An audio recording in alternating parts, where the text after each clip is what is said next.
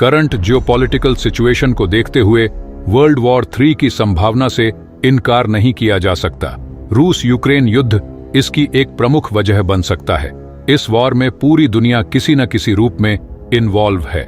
रूस ने पोलैंड और फिनलैंड जैसे नाटो मेंबर्स को धमकाने के लिए अपनी प्राइवेट मिलिट्रीज का उपयोग किया है, जबकि पैसिफिक में ताइवान और साउथ कोरिया को नाटो का समर्थन मिल रहा है। लेकिन सवाल यह है कि अगर वर्ल्ड वॉर 3 होता है तो भारत अपने दुश्मनों का सामना कैसे करेगा? भारत ने क्या तैयारियां की हैं? यकीन मानिए दोस्तों, भारत ने इतना जबरदस्त गोटियां खेली हैं कि अमेरिका का भी सर चकरा जाए।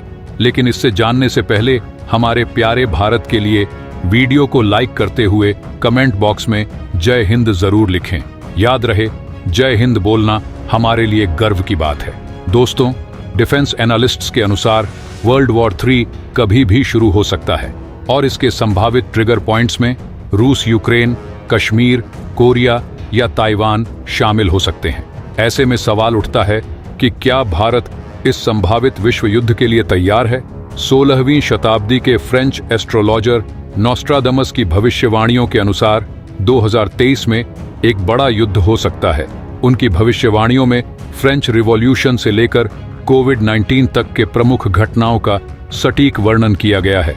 लेकिन उनकी वर्ल्ड वॉर 3 की भविष्यवाणी सही साबित होगी या नहीं, यह समय ही बताएगा।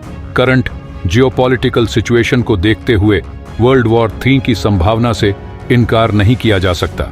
रूस यूक्रेन युद्ध इसकी एक प्रमुख वजह बन सकता है। इस वॉर में पूरी दुनिया किसी न किसी रूप में इन्वॉल्व हो सकती है।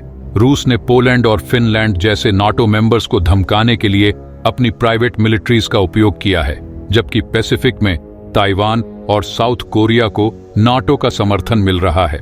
नॉर्थ कोरिया ने लगभग 40 न्यूक्लियर वेपन्स का निर्माण कर लिया है और अपनी लंबी दूरी की स्ट्राइक कैपेबिलिटी को और भी मजबूत कर लिया है।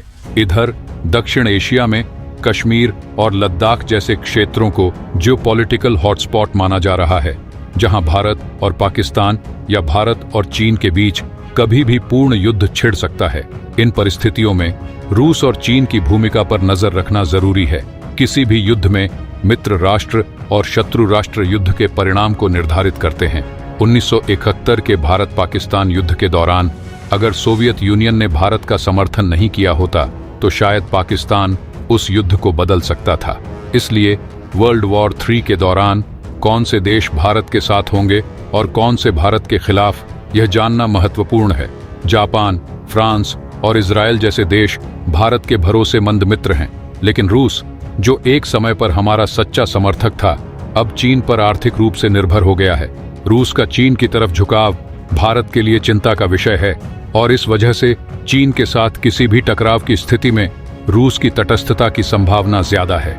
अमेरिका और रूस के अलावा वॉर के दौरान हमारे पड़ोसी देशों से भी समर्थन मिलना बहुत जरूरी है।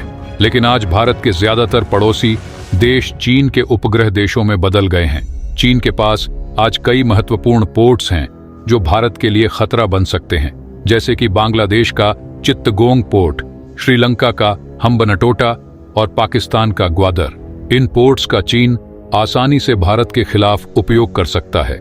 म्यांमार और नेपाल के भी आज चीन के साथ बेहतर संबंध हैं और इन देशों में चीन का स्ट्रैटेजिक इंफ्रास्ट्रक्चर जैसे कि पोर्ट्स और एयर स्ट्रिप्स भारत के खिलाफ इस्तेमाल किया जा सकता है। वर्ल्ड वॉर 3 के दौरान हमारे पड़ोसी देश चीन का समर्थन कर सकते हैं और इससे भारत को 3 फ्रंट्स पर लड़ाई की तैयारी करनी पड़ेगी। वर्तमान में भारतीय सशस्त्र बलों में लगभग 1.5 लाख पोस्ट खाली हैं। भारतीय आर्मी की 28 डिवीजन्स हैं, जबकि पाकिस्तान और चीन के खिलाफ एक साथ डिफेंस के लिए कम से कम 43 डिवीजन्स की जरूरत है। ऑन फेंस और डिफेंस के लिए 54 डिवीजन्स की आवश्यकता है। एयरफोर्स में भी स्थिति कुछ खास नहीं है। हमारे पास 35 स्क्वाड्रन्स हैं, लेकिन दोनों फ्रंट्स पर लड़ने के लिए कम से कम 60 स्क्वाड्रन्स की जरूरत है। ड्रोन वॉरफेयर में भी हम पाकिस्तान से पीछे हैं। इंडियन नेवी में भी हालात कुछ खास नहीं हैं। हमारे पास सिर्फ 18 सबमरीन हैं, जिसमें से सिर्फ 2 न्यूक्लियर अटैक सबमरीन है। ऐसे में हमें ब्रह्मोस, अस्त्र और अन्य वेपन्स पर ज्यादा निर्भर रहना पड़ेगा। NS अरिहंत भारत की पहली nuclear powered ballistic missile submarine है। इसका मतलब है कि यह पनडुब्बी न्यूक्लियर रिएक्टर द्वारा संचालित होती है और इसके पास लंबी दूरी तक मार करने वाली बैलिस्टिक मिसाइलों की क्षमता है। यह पनडुब्बी अपनी स्टेल्थ क्षमता के कारण दुश्मन के रडार से बचकर पानी के भीतर गुप्त रूप से काम कर सकती है। INS अरिघाट, जो कि INS अरिहंत की उन्नत श्रेणी की सबमरीन है और भी आधुनिक तकनीक से लैस है। इसमें एक अधिक शक्तिशाली न्यूक्लियर रिएक्टर और अपडेटेड मिसाइल सिस्टम है जो इसे और भी घातक बनाते हैं। यह पनडुब्बी लंबे समय तक पानी के भीतर रहकर अपने ऑपरेशंस को अंजाम दे सकती है और दुश्मन के खिलाफ बिना किसी चेतावनी के प्रहार कर सकती है। अब अगर हम एक हाइपोथेटिकल वर्ल्ड वॉर 3 परिदृश्य की कल्पना करें तो INS अरिहंत और INS अरिघाट भारत के लिए एक गेम चेंजर साबित हो सकती है। इस स्थिति में इन पनडुब्बियों का प्रमुख कार्य केवल प्रतिशोधी हमले करना नहीं होगा, बल्कि यह दुश्मन के खिलाफ एक रणनीतिक प्रतिरोध भी प्रस्तुत करेंगी। यदि किसी भी देश ने भारत पर न्यूक्लियर हमला करने की कोशिश की तो ये पनडुब्बियां दुश्मन के सामरिक प्रतिष्ठानों पर अपने शक्तिशाली न्यूक्लियर बैलिस्टिक मिसाइलों के माध्यम से हमला कर सकती हैं, जिससे दुश्मन की युद्ध क्षमता को पूरी तरह से नष्ट किया जा सकता है। INS अरिहंत और INS अरिघाट की स्टेल्थ और उनकी पानी के भीतर रहने की क्षमता उन्हें दुश्मन के रडार से बचाए रखेगी और ये युद्ध के किसी भी चरण में दुश्मन के लिए एक बड़ी चुनौती बनेंगी। इसके अलावा यह पनडुब्बियां समुद्र के किसी भी कोने से दुश्मन पर हमला कर सकती हैं, जिससे दुश्मन को कभी नहीं पता चलेगा कि हमला कहां से हुआ। भारत के पास मौजूद INS अरिहंत और INS अरिघाट सिर्फ न्यूक्लियर सबमरीन नहीं है, बल्कि ये देश की सुरक्षा के लिए एक मजबूत किले की तरह है। इनकी उपस्थिति दुश्मनों के मन में डर पैदा करती है और यह सुनिश्चित करती है कि भारत पर हमला करने से पहले वे 100 बार सोचें।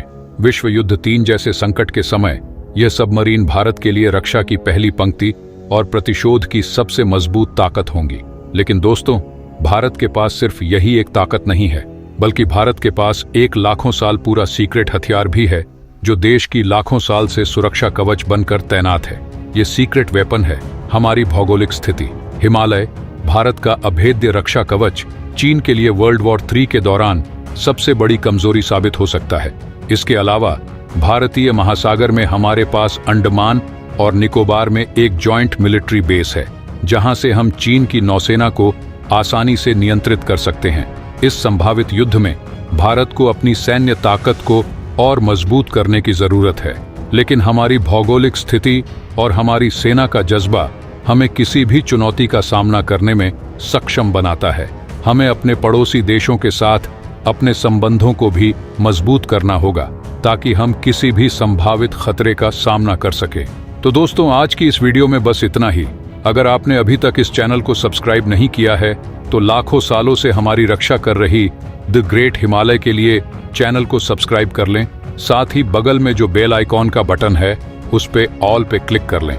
मिलते हैं अगले वीडियो में। जय हिंद, जय भारत।